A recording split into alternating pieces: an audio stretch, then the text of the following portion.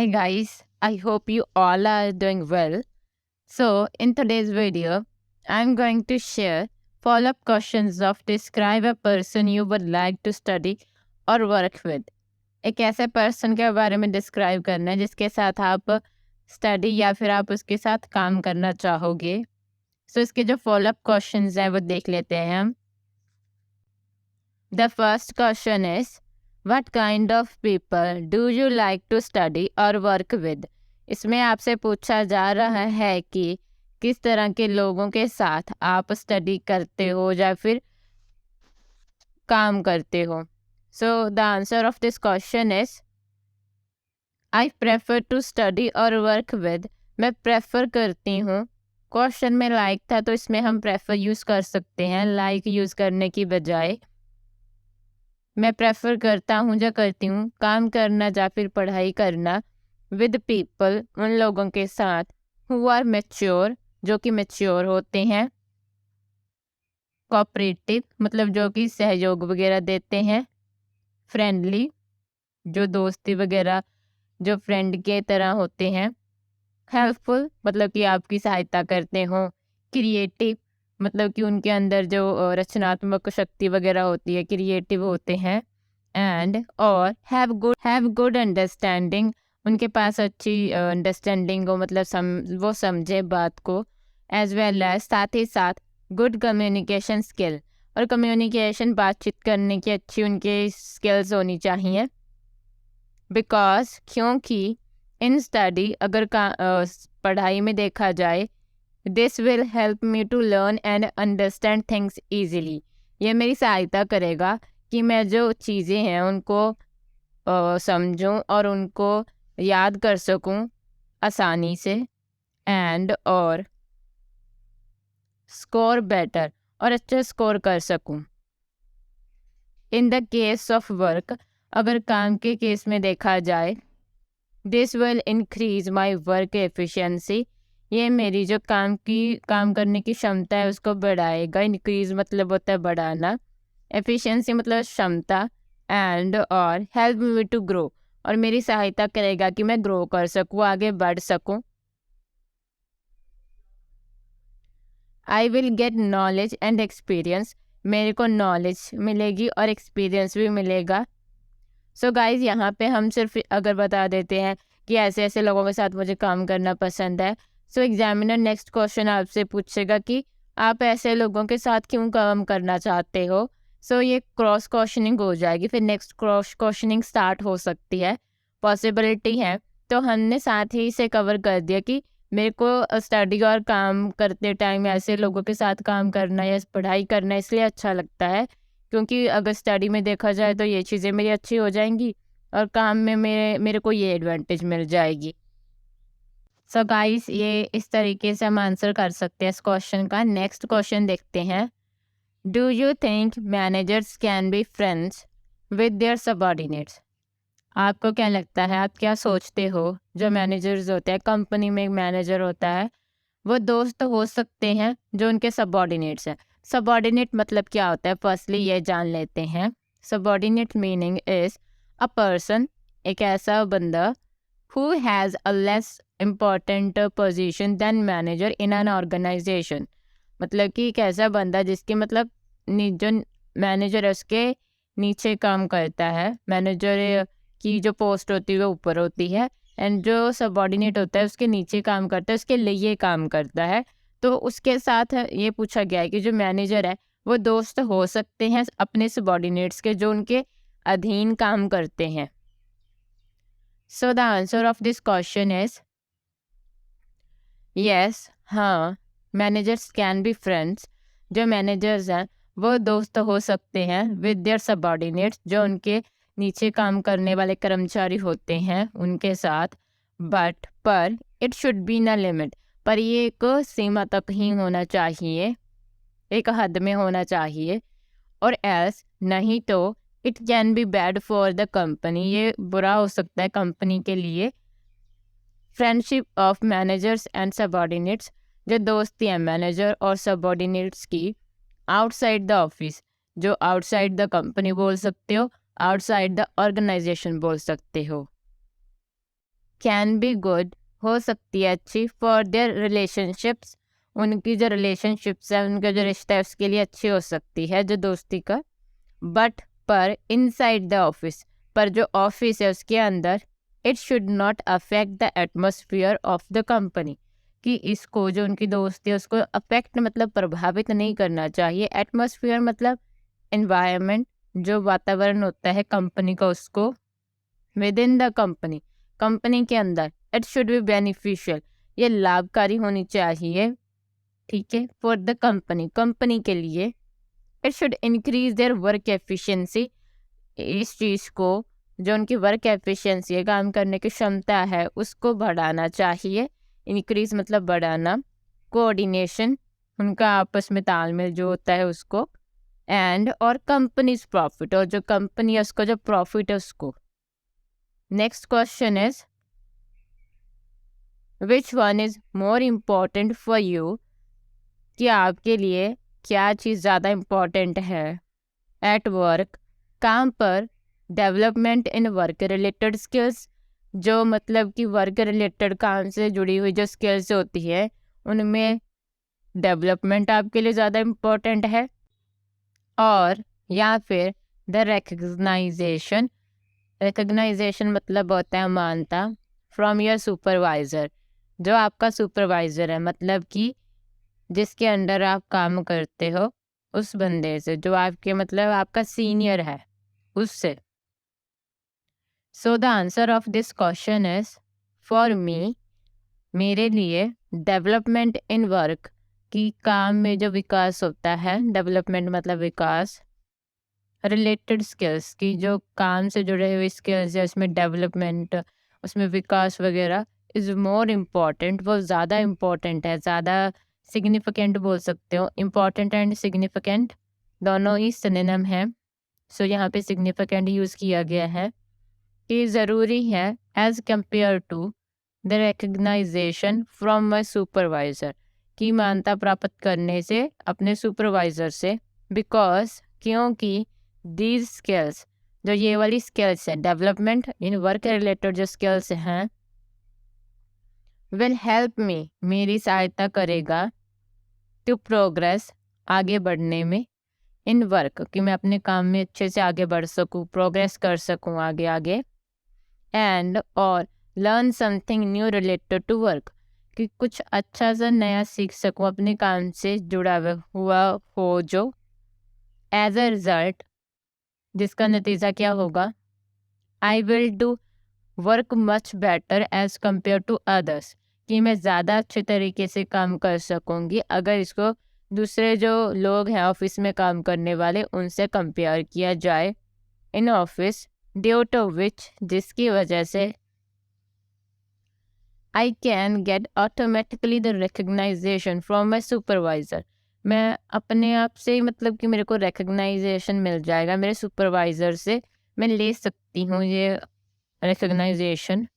सो इसलिए development in work related skills not only provide me skills, कि काम से जुड़ी हुई स्किल्स में डेवलपमेंट मेरे को प्रोवाइड करेगा skills to grow further in work and in life, कि मैं अपनी लाइफ और अपने काम दोनों में ही आगे ग्रो कर सकूँ, आगे बढ़ सकूँ। बट ऑल्सो कि यही चीज़ नहीं प्रोवाइड करेगा, पर ये चीज़ भी प्रोवाइड करेगा कि मैं जो रिकग्नाइजेशन है फ्रॉम ए सुपरवाइज़र वो भी ले सकूँ। मानता होते अपने जो सुपरवाइज़र है, अपने बॉस है, या फिर आपको जो सीनियर है उससे ले सकूँ। सो गाइज यहाँ पे हमने स्मार्टली आंसर दिया है। सो दोनों में से एक आपको पिक करना था, तो आपने दोनों में से एक पिक किया, वर्क रिलेटेड जो आपकी स्किल्स हैं उनमें डेवलपमेंट को, क्योंकि अगर काम अच्छा करोगे तो ऑब्वियसली एट द एंड आपको रिकग्नाइजेशन मिलेगा ही मिलेगा। अगर काम अच्छा होगा तो, अगर आपकी स्किल्स उसमें डेवलप करोगे तो आपका काम भी अच्छा हो जाएगा। तो इस तरीके से हमने इसका अच्छे से आंसर किया है। आई होप आपको समझ आ गया होगा। Next question is should children be allowed to choose whom they want to sit with, कि जो बच्चे हैं उनको अलाउ करना चाहिए कि जिसके साथ भी वो बैठना चाहते हैं उसके साथ बैठ सकें, विद और it should be decided by the teacher, और यहाँ पे ये टीचर के द्वारा डिसाइड किया जाना चाहिए। दोनों में से एक को ही पिक करना ज़्यादा सही रहता है। पार्शियल जैसे 50-50 मत हो जाना, या तो एक तरफ से हो जाओ या फिर दूसरी तरफ हो जाओ। So the answer of this question is from my perception, कि मेरे नज़रिए से ward should be allowed to choose to sit with whom they want, कि अगर आप चाहते हो कि आपको ये आंसर करना है कि जो बच्चे हैं जिसके साथ भी उनको बैठना है उनके साथ वो बैठ सकें। वार्ड्स का मतलब होता है चिल्ड्रन, सो यहाँ पे सिनोनिम यूज़ किया है whom दे वॉन्ट, बिकॉज क्योंकि it will give them small freedom, जो उनको एक छोटी सी आज़ादी देगा, एंड और will be a small step, और एक छोटा सा स्टेप होगा towards developing there decision making skills, जो उनकी डिसीजन मेकिंग स्किल्स होती हैं उनको डेवलप करने में। More over in the case of study, अगर स्टडी के देखा जाए, if they sit with whom they want, अगर वो जिसके साथ भी बैठना चाहते हैं अगर उसके साथ वो बैठते हैं स्कूल में, सो दे फील मोर कंफर्टेबल, वो ज़्यादा कंफर्टेबल महसूस करेंगे, सेफ महसूस करेंगे, एंड और इन्जॉय देयर स्टडी, और अपनी जो पढ़ाई है उसको इन्जॉय करेंगे, उसका आनंद लेंगे, एंड और टाइम इन स्कूल, जो भी उनका टाइम है उसको भी इंजॉय करेंगे स्कूल में।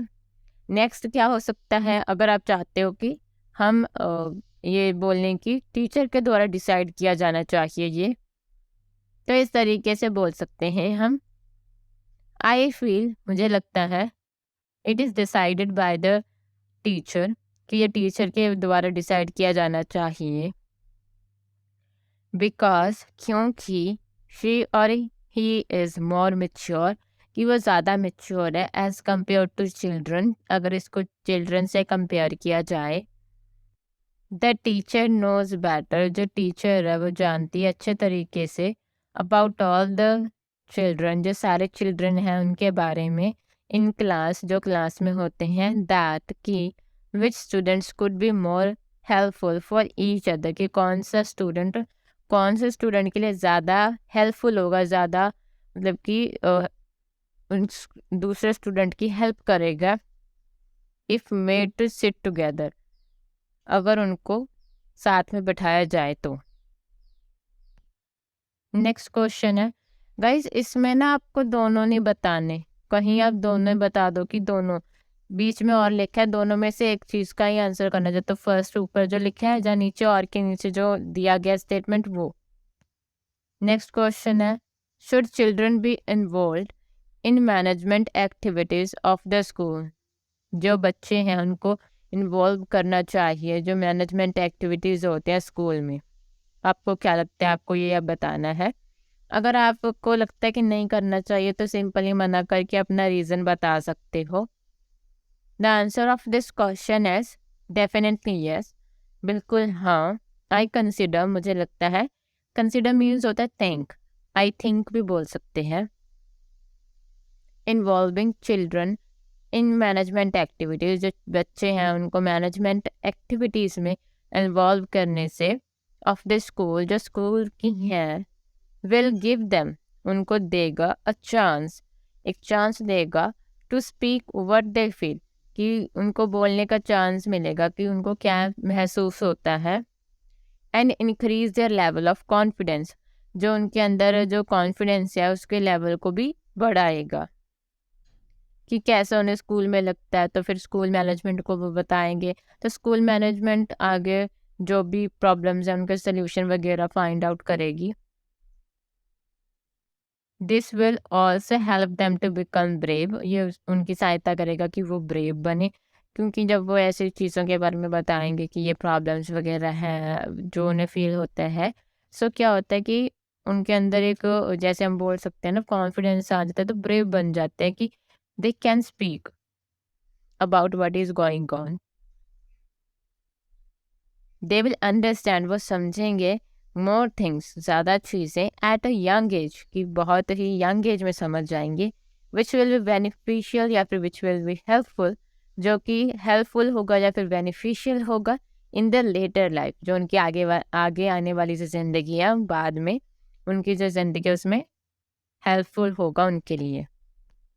नेक्स्ट क्वेश्चन है, how should one behave in office to get along well with others.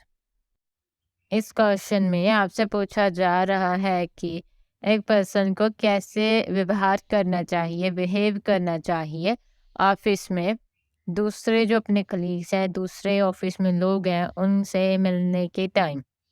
So the answer of this question is one should behave kindly. जो पर्सन है उसको काइंडली बिहेव करना चाहिए, ऑनेस्टली के साथ। ऑनेस्टली मतलब ईमानदारी के साथ, नाइसली बहुत अच्छे तरीके से, विद पॉजिटिव एटीट्यूड सकारात्मक जो एटीट्यूड है उसके साथ, काम मतलब शांत होना चाहिए वो पर्सन उस time. The person should be polite, जो बंदा है वो पोलाइट होना चाहिए, कोऑपरेटिव होना चाहिए, ठीक है, जो सहयोग वगैरह करे, हेल्पफुल होना चाहिए, जो सहायता वगैरह करे, रिलायबल मतलब कि भरोसे योग्य होना चाहिए, अप्रोचेबल मतलब कि जब भी किसी दूसरे पर्सन को ज़रूरत है उसकी तो उस तक पहुंच सके, पहुंच योग बोल सकते हैं। एंड और pay respect to others in office, जो दूसरे लोग हैं उनको उनकी रेस्पेक्ट करे वो बंदा।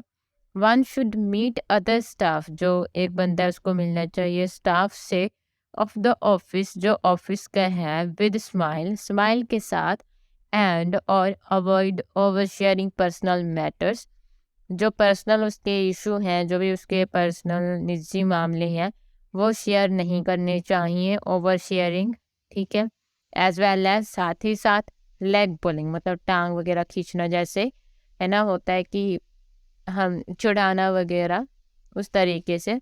To get along well with others, दूसरों से मिलने के टाइम। तो इस तरीके से ये सारी चीज़ें हैं जिनका ध्यान रखना चाहिए।